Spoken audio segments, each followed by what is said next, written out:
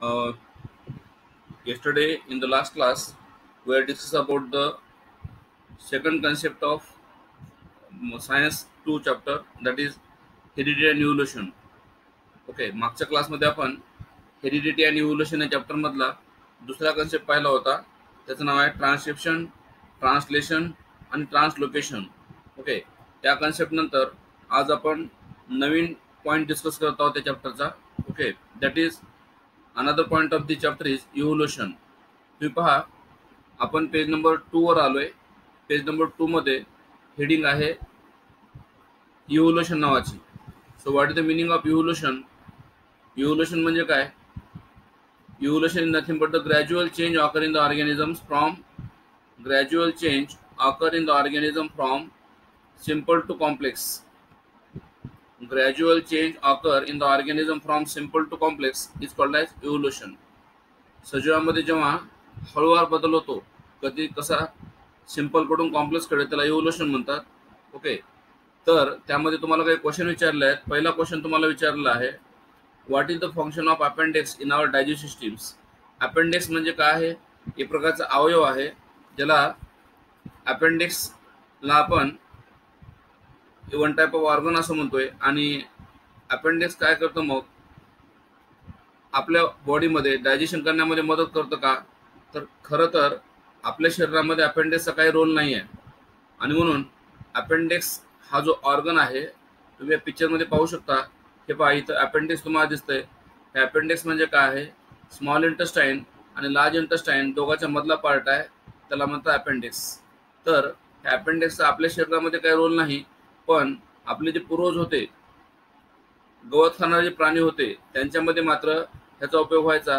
कशासाठी? डायजेशनसाठी. Okay, सेल्युलोजचं digestion करायसाठी याचा उपयोग होतो. कोणाचा? अपेंडिक्सचा.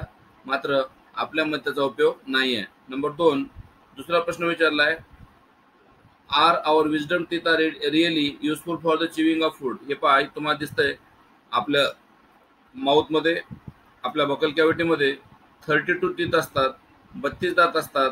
आणि त्या 32 दातापैकी जे 4 दात आहेत त्याला आपण म्हणतोय विजडम टीथ. विजडम टीथ जे टीथ आहेत त्यांचा उपयोग युजफुल फॉर चिविंगसाठी होतो का? खरं तर विजडम टीथ येण्याच्या अगोदर सुद्धा आपण चिविंग करायचो. याचा अर्थ हा सुद्धा एक काय आहे? वेस्टिजियल ऑर्गन आहे आपल्या बॉडीमधला. ओके, तिसरा प्रश्न विचारला आहे, थर्ड क्वेश्चन विचारला आहे तुम्हाला सिलेबसमध्ये. Okay, what is the number of third question? Why did the huge animal like dinosaur become extinct. Dinosaur सारखे जे प्राणी आहेत, तुम्हाला माहित आहे, त्याला आपण रेप्टाईल म्हणायचो. रेप्टाईल म्हणजे सरपटणारे प्राणी. हे कशामुळे नष्ट झाले? कारण because their body is large and this large body unable to adjust in the changing environments. Large साईजची जी बॉडी होती डायनासोरची, ती लार्ज साईजची बॉडी बदलत्या वातावरणामध्ये ॲडजस्ट होऊ शकत नव्हती. ओके, आणि म्हणून they get destroy, they get extinct. एक्सटिंक्टचा अर्थ काय? नष्ट झाले. कोण? डायनासोर. चौथा प्रश्न विचारला आहे, why are many species of animal and birds are getting extinct. ॲनिमलच्या आणि बर्डच्या स्पीसीज, प्रजाती कशामुळे नष्ट झाल्या, कशामुळे वेस्ट झाल्या? तर सिंपल रिझन आहे. ओके, सिंपल रिझन आहे, देअर हॅबिटॅट गेट लॉस. त्या ॲनिमलचं आणि त्या बर्डचं हॅबिटॅट, बॉडी हॅबिटॅट, अनुकूलन त्यांचं लॉस झालं, नष्ट झालं. त्यामुळं ते एक्सटिंक्ट झाले. आजकाल तुम्हाला माहित आहे, पक्ष्यांची संख्या वर्षावर कमी होत आहे. याचं कारण तेच आहे की त्यांचं अनुकूलन, त्यांचं राहण्याचं ठिकाण डिस्ट्रॉय झालेलं आहे. Okay, come to the point of evolution. Evolution नावाचा पॉईंट आपण डिस्कस करतो. पहा, ओके, लाईट लाईन तुम्हाला मी एक्सप्लेन करतो, त्यामुळे कन्फ्युजनचा प्रॉब्लेम नाही. Evolution is the gradual change occurring in living organisms. Evolution मध्ये काय होतोय? ग्रॅज्युअल चेंज होतोय. कोणामध्ये? सजीवामध्ये. ओव्हर लॉंग ड्युरेशन, अनेक दिवस. कारण इव्होल्युशन ही कशी आहे? हळूवार होणारी प्रक्रिया आहे, अनेक वर्ष चालणारी प्रक्रिया आहे. Okay, this is very slow growing process. कारण तुम्हाला माहित आहे, मागच्या क्लासमध्ये सांगितलं होतं की पृथ्वीची उत्पत्ती 4.5 बिलियन इयर ॲगो झालेली आहे. कोणाची? पृथ्वीची उत्पत्ती 4.5 बिलियन इयर ॲगो झालेली आहे. आणि म्हणून हे जे चेंजेस झाले पृथ्वीवर, ते स्लो झाले. स्लो गोईंग प्रोसेस आहे. Development of organism is अचिव्ड and all the stages. Okay, हे जे सगळे स्टेजेस आहेत ज्यामध्ये चेंज झाले, कुठं? Various component of ranging from stars and planet. पृथ्वीची उत्पत्ती झाल्यानंतर सजीवांची उत्पत्ती झाली, पण सगळ्यात अगोदर तुम्ही पाहिलात, सगळ्यात अगोदर युनिव्हर्स आलं. युनिव्हर्सला आपण काय म्हणतोय, विश्वाची निर्मिती झाली. आणि विश्वाची निर्मिती कधी झाली? 20 billion year ago universe form. आणि युनिव्हर्स फॉर्म झाल्यानंतर त्या युनिव्हर्समध्ये काय तयार झाले? वेगवेगळ्या सोलार सिस्टीम तयार झाल्या. आणि त्या सोलार सिस्टीममध्ये काय तयार झाले? प्लॅनेट्स. त्यामधला मेन प्लॅनेट आहे सन. आणि त्या सनच्या भोवती बाकीचे प्लॅनेट काय होतात? फिरतात, रोटेशन करतात. आणि म्हणून स्टार आणि प्लॅनेट तयार झाले. Space and biosphere present on the अर्थ. आणि त्यानंतर मग जेव्हा पृथ्वीची उत्पत्ती झाली, अर्थ तयार झालं, त्या अर्थवर बायोस्फिअर आलं. What is biosphere?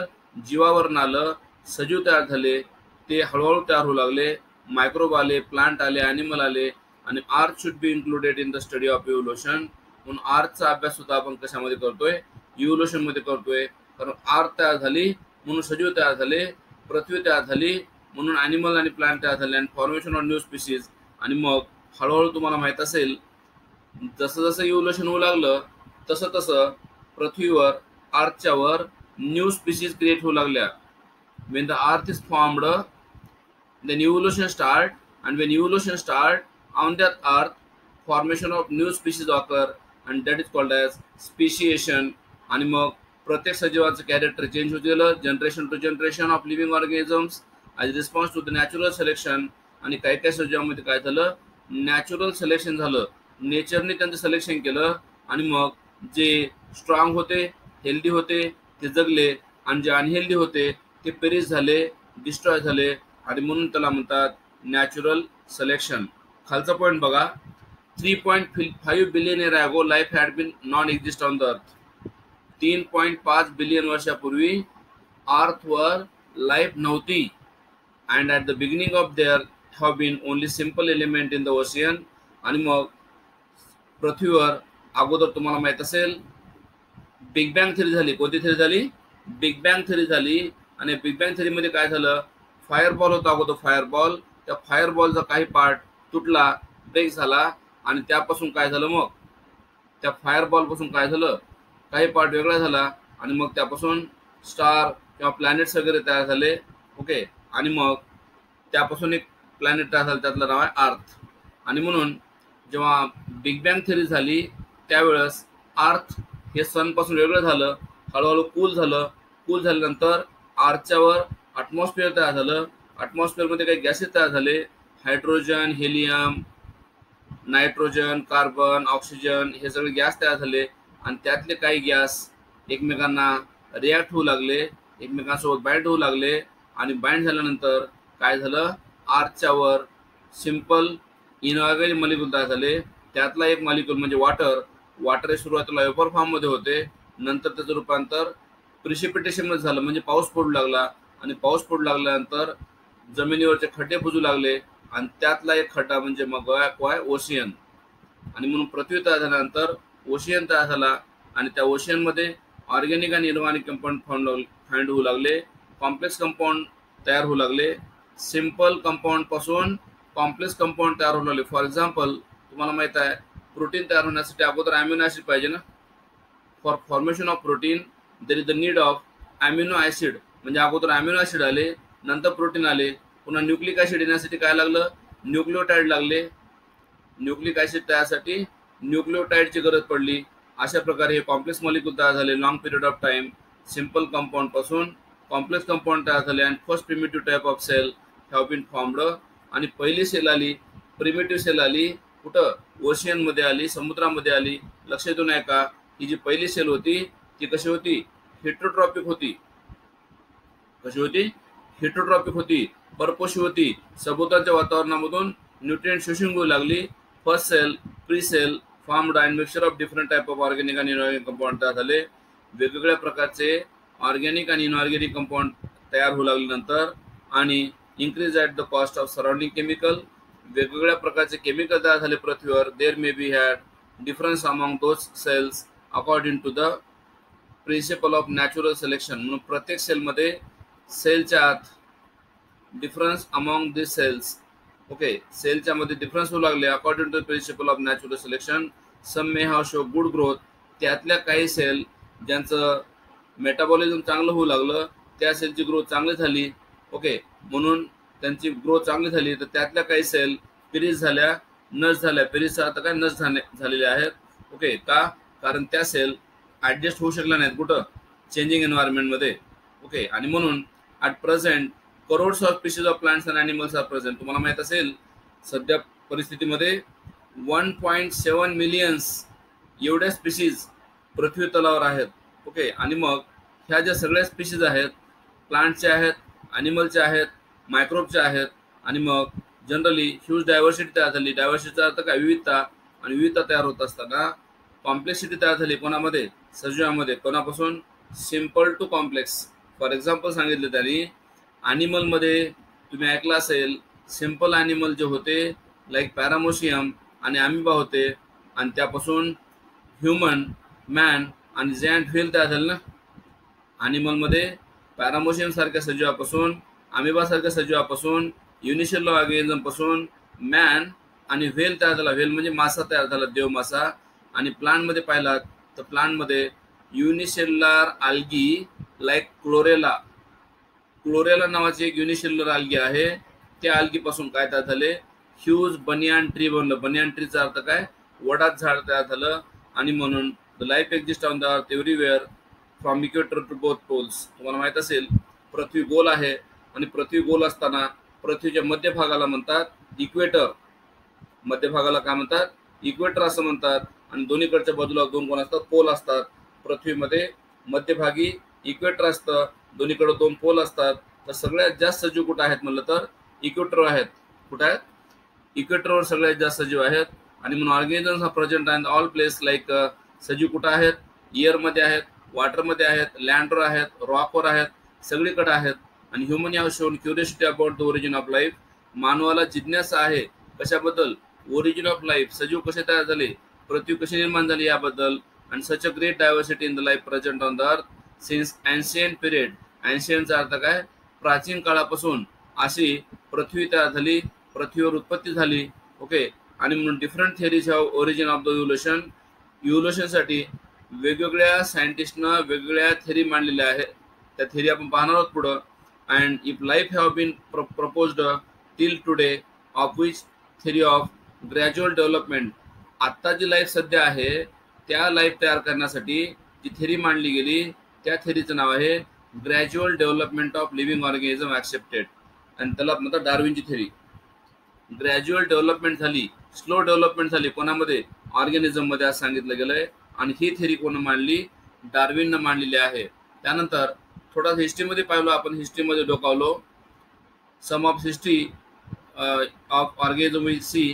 फिलॉसॉफर आणि रिलिजियस, तत्वज्ञ आणि धर्मग्रंथचा अभ्यास करणारे जे लोक आहेत स्कॉलर्स, त्यांनी वेगळ्या प्रकारे रिटर्न केले, माहिती लिहिली आहे फॉर्मेशन ऑफ लाईफ, सजीव कसे तयार झाले.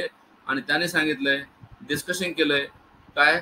युनिव्हर्स कसं तयार झालं, युनिव्हर्स म्हणजे विश्वाची निर्मिती कशी झाली. आणि मग विश्वाची निर्मिती झाल्यानंतर पृथ्वीवर सजीव आले, आणि सजीवामध्ये मग ह्युमन आले, आणि मग ह्युमनमध्ये इंडियन आहेत, चायनीज आहेत, रोमन आहेत, ग्रीक आहेत, अशी वेगळ्या प्रकारची प्रजात जमात तयार झाली. आणि व्हेरियस कल्चर हॅव नोटेड. त्यांचं कल्चर तयार झालं, संस्कृती निर्माण झाली. आणि मग या प्लॅनेटवरची माहिती ते लिहू लागले. आणि मग त्याचबरोबर प्लॅनेटची, उपग्रहाची, स्टार्स, ताऱ्यांची आणि पंचमहाभूता. तुम्ही ऐकलं असेल या पंचमहाभूतामध्ये अर्थ, पृथ्वी, ओके, पाणी, ओके, ज्याला आपण वॉटर म्हणतोय, फायर अग्नी म्हणतोय, वायू ज्याला एअर म्हणतात, आणि आकाश ज्याला आपण स्काय म्हणतोय, हे सगळे पंचमहाभूत आहेत. आणि यापासून सजीव बनलेले आहेत. प्रत्येक सजीव हा पंचमहाभूताने बनलेला आहे. आणि याची माहिती कशामध्ये? पोएट्री, कवितेमध्ये, स्टोरी, कथेमध्ये, रिलिजियस धर्मग्रंथामध्ये लिहिली आहे. ओके, धर्माची पुस्तक आहे. त्यामध्ये शेवटचा पॉईंट या पॉईंटचा, theory of evolution. According to this theory material म्हणजेच काय? सेलच्या मध्ये कोण असतं?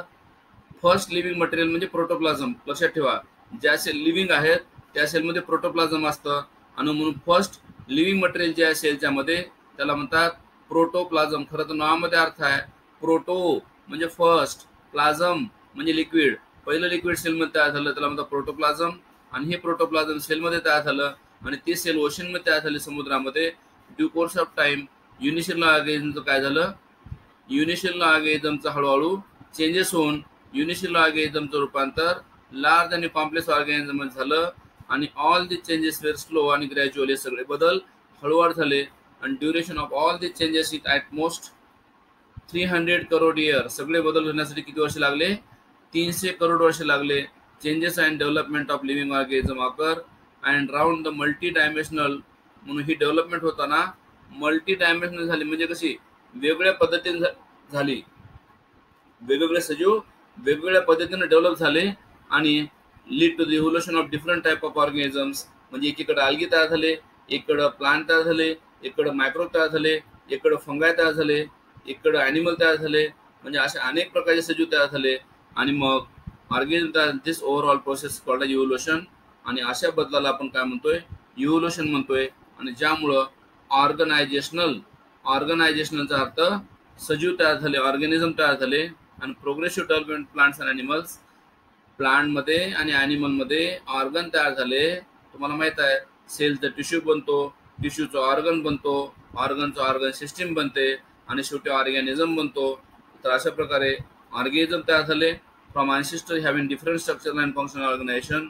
प्रत्येक सजीवाचं स्ट्रक्चरल आणि फंक्शनल ऑर्गनायझेशन वेगळं आहे, आणि म्हणून त्यालाच म्हणतो आपण इव्होल्युशन. तर आय होप हा पॉईंट पेज नंबर 3 तुम्हाला मी आज पूर्ण कंप्लीट केलेला आहे. ओके, तर हा पॉईंट तुम्ही फेसबुकवर किंवा यूट्यूबवर पाहू शकता, आणि मग त्याला लाईक करा आणि शेअर करा. Okay, thank you. सबस्क्राईब करा चॅनल, जेणेकरून तुम्हाला नवीन टाकलेला व्हिडिओ लगेच दिसेल, त्याचं नोटिफिकेशन तुम्हाला मिळेल. ओके, बेल असते, बेल प्रेस करा यूट्यूबवर, म्हणजे इन्फॉर्मेशन तुम्हाला कलेक्ट करता.